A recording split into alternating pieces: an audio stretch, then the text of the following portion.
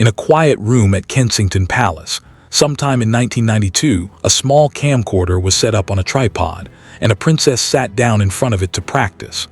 The man behind the camera was not a journalist or a courtier. He was a voice coach, an out-of-work actor turned speech trainer, hired to help her sound more confident in public. What was supposed to happen in that room was simple and harmless. She would rehearse speeches, work on her delivery, and learn to hold an audience. What actually happened became one of the most controversial pieces of footage in royal history. Recordings so private, so raw, and so revealing that her family would later fight in court to keep them hidden. And a nation would argue for years about whether anyone should ever have been allowed to see them at all. These are the Diana tapes, and the story behind them is not really a story about scandal, though there is plenty of that. It's a story about privacy, about power, and about a woman trying to find her own voice at the lowest moment of her life, never imagining that the very recordings made to give her that voice would, after her death, be played to the world without her permission. To understand why they matter, and why they remain so uncomfortable, you have to start with how they came to exist in the first place. By 1992, Diana, Princess of Wales, was at a crossroads. She had married Prince Charles in 1981 in front of a global audience of hundreds of millions, the shy young woman at the center of what everyone called a fairy tale. But by the early 90s, that fairy tale had quietly collapsed, and Diana was stepping into a new and more independent public role, increasingly out on her own, championing causes and giving speeches. The problem was that public speaking terrified her. She was naturally shy, and she knew her soft, hesitant delivery didn't match the powerful platform she now had. So she did what many public figures do. She hired a professional to help her. That professional was Peter Settelen, a British actor who had appeared in shows like Coronation Street before moving into voice coaching. He was brought in, sometime around 1992, to help Diana become a more assured speaker. The method he used was a common one in his field. He filmed their sessions on a camcorder so that Diana could watch herself back, study her delivery, and improve. The first of these recordings was made in September 1992, and over roughly the next 18 months the sessions continued, building up a substantial archive of footage, much of it nothing more dramatic than a princess rehearsing lines and working on her timing. But something else happened in that room, and it's the reason the tapes became so explosive. To help someone speak from the heart, a good coach has to get them to open up, to stop performing and start talking honestly. And as the sessions went on, Diana began to do exactly that. The exercises designed to unlock her voice ended up unlocking everything else. In between the speech practice, she started to talk, candidly and without filter, about her childhood, her marriage, her fears, and her pain. Observers who later saw the footage said it looked less like speech therapy and more like therapy, full stop. A coaching session had quietly turned into a confessional. What Diana revealed in those moments was extraordinary, precisely because it was so unguarded. This was not the careful, media-trained princess the public knew. This was a woman speaking freely to someone she barely knew, in a room she believed was completely private. She talked about growing up feeling that she was seen as the less clever one in her family. She spoke about the early days of her romance with Charles, and about the strange, cold moment during their engagement when, asked if they were in love, Charles famously added the words "whatever in love means," a remark she said through her completely and stayed with her for years. She described the crushing isolation she felt after the wedding, the sense of being thrown into an institution with no idea how to survive it. And she spoke, painfully and at length, about the presence of a third person in her marriage, Camilla Parker Bowles, and the slow, devastating realization that her husband loved someone else.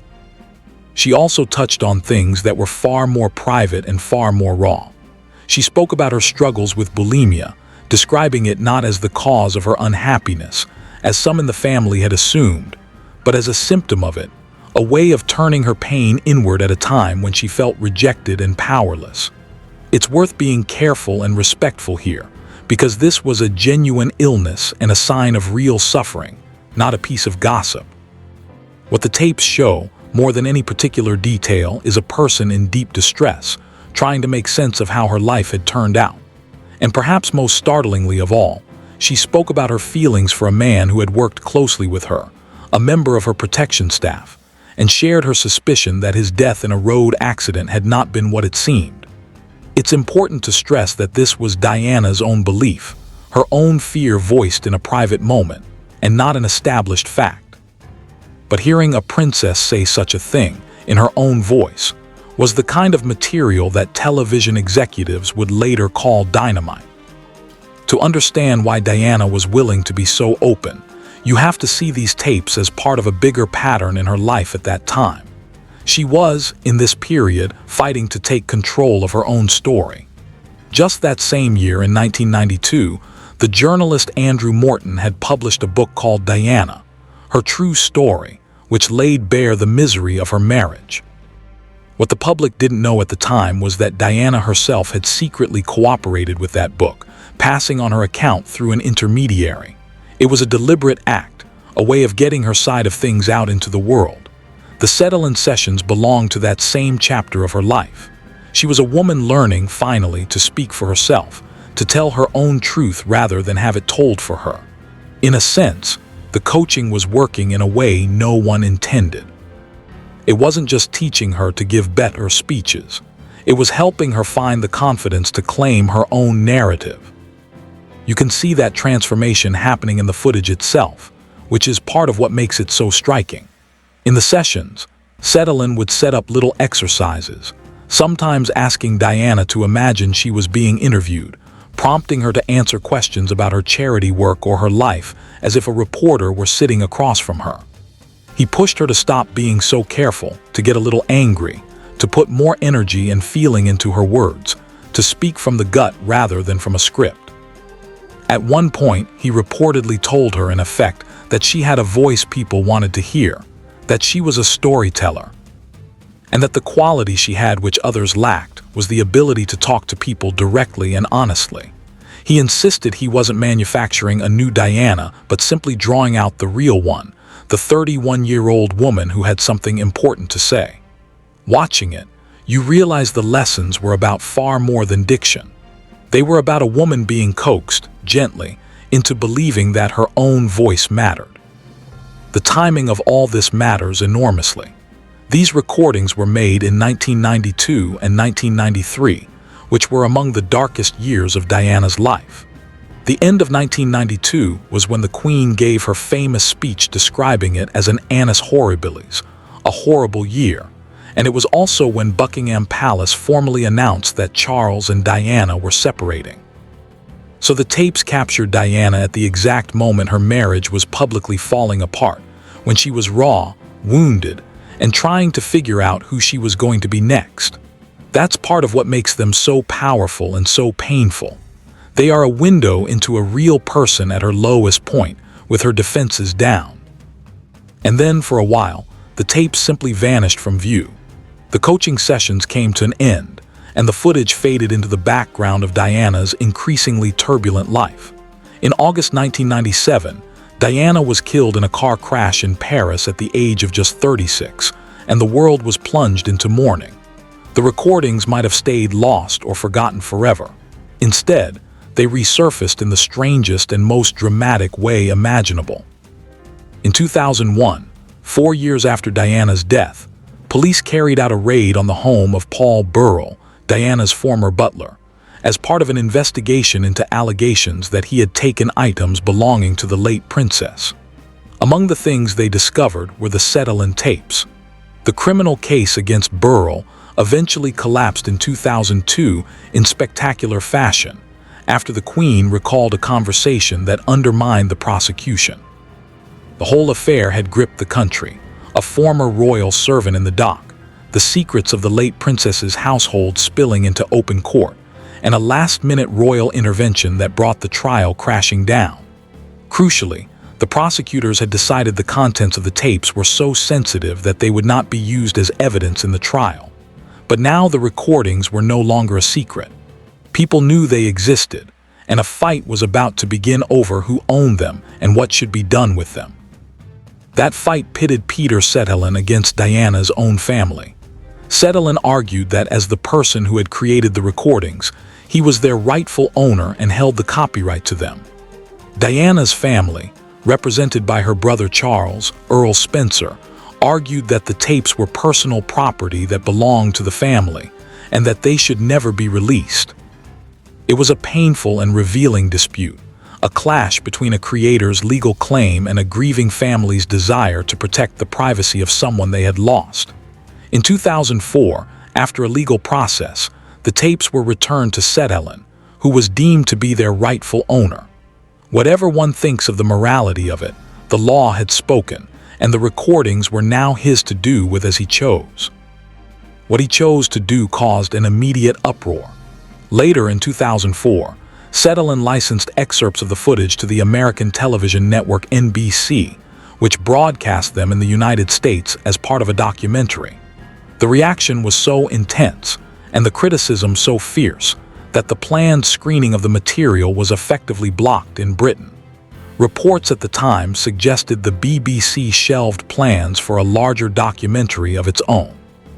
For the moment, the most intimate footage of Princess Diana ever recorded had been seen by American audiences but kept off British screens, deemed too private, too raw, and too soon.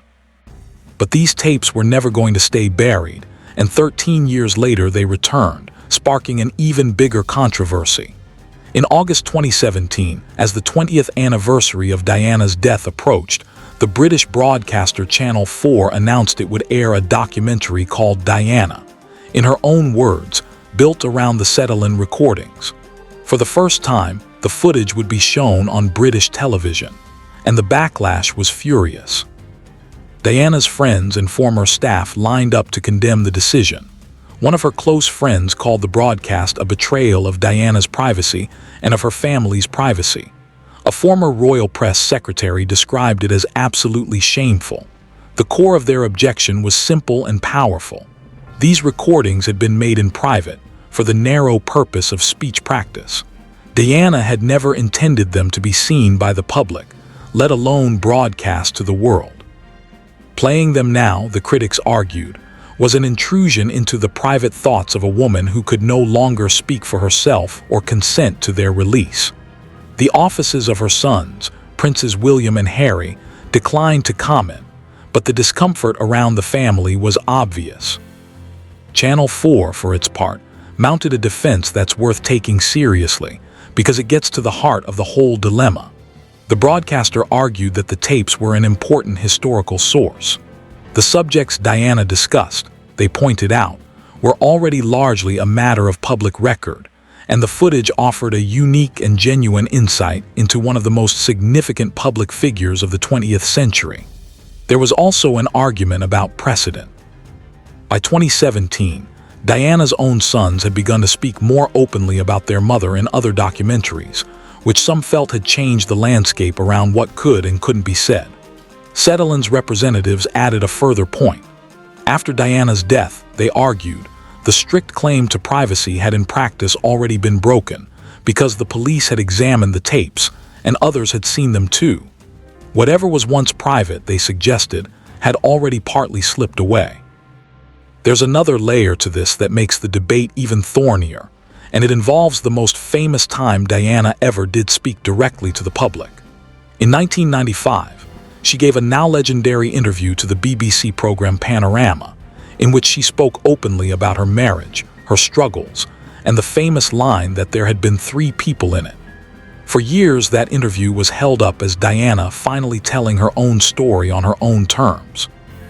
But decades later, it emerged that the journalist who secured it, Martin Bashir, had used deception and fake documents to win her trust and gain access to her. The BBC itself later apologized. The reason this matters here is that it shows a pattern. Again and again, the moments where the world heard Diana's most private truths were tangled up with questions of consent and manipulation, of how exactly those words came to be on camera in the first place. The Setelen tapes are simply the most extreme version of that same uncomfortable pattern. whether obtained through a deceived interview or a private coaching session, never meant for broadcast. Diana's most intimate words have a long history of reaching us through doors she did not knowingly open. So who was right? It's a genuinely hard question, and it would be dishonest to pretend there's an easy answer. On one side stands a real and serious principle. A person's private words, spoken in confidence and never meant for an audience, arguably deserve to stay private, even after death, and especially when that person is no longer here to object. There is something deeply uncomfortable about watching a grieving, struggling woman bare her soul in what she believed was a safe and private space, and then turning that into entertainment for millions.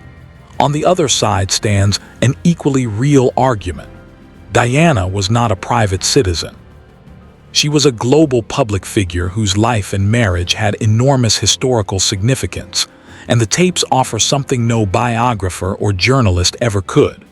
Her own unfiltered voice, telling her own story in her own words. For historians and for the many people who still feel connected to her, that has real value. The deepest irony of the whole saga is almost too perfect to be true. The entire reason these recordings exist is that Diana wanted to find her voice.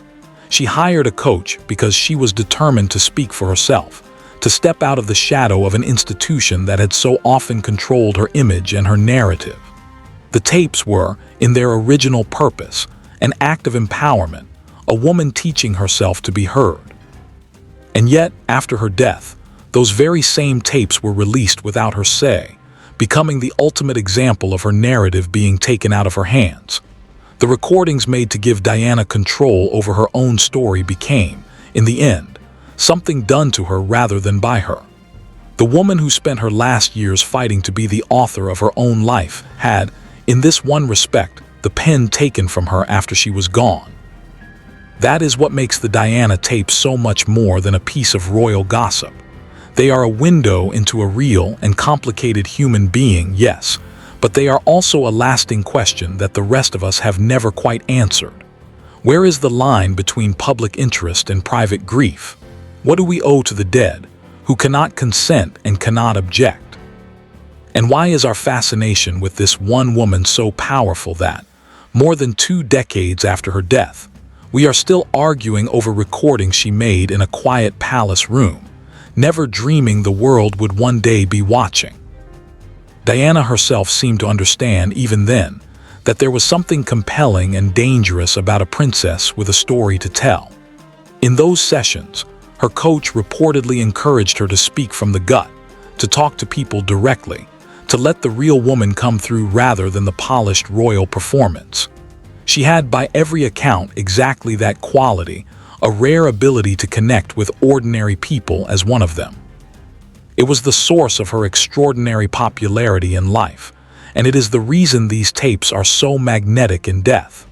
When you watch them, the critics and defenders both agree on one thing, even if they agree on nothing else. You are seeing the real Diana, unguarded and unscripted. There is a final, darker irony that hangs over all of it, and it has to do with cameras. Diana's entire adult life was defined by her relationship with the lens. The camera made her the most photographed woman on earth and gave her a power to communicate that no other royal possessed. But the camera also hunted her relentlessly, and in the end, it was a pack of photographers pursuing her car through Paris that formed the backdrop to the crash that killed her. She both used the camera and was destroyed by it. And then, years after her death, it was footage from a camera she had trusted, in the safety of her own home, that exposed her most private self all over again. For a woman whose whole life was lived in front of lenses, there is something almost unbearably sad in the fact that even her most guarded, private moments were, in the end, captured on one more camera and shown to the world. Perhaps that is why the controversy has never fully gone away and probably never will. The tapes are now part of the historical record. They have been broadcast, written about, and dissected. But the unease they create remains, because at their core they force us to confront an uncomfortable truth about our own appetite for these stories. We say we want to understand Diana. We say it's about history, about the truth, about her legacy. But there is a thin and shifting line between honoring someone's memory and intruding on it, and the Diana tapes sit right on top of that line, refusing to fall cleanly on either side. They are at once a precious record and a profound intrusion, a gift of her own voice and a violation of her own privacy, all at the same time. In the end, the hidden recordings behind this royal controversy tell us as much about ourselves as they do about the princess who made them. Diana sat in that room hopping to learn how to be heard. She succeeded more completely than she could ever have imagined, in a way she would never have chosen, speaking now not to a single voice coach with a camcorder, but to a world that, all these years later, still cannot quite bring itself to look away.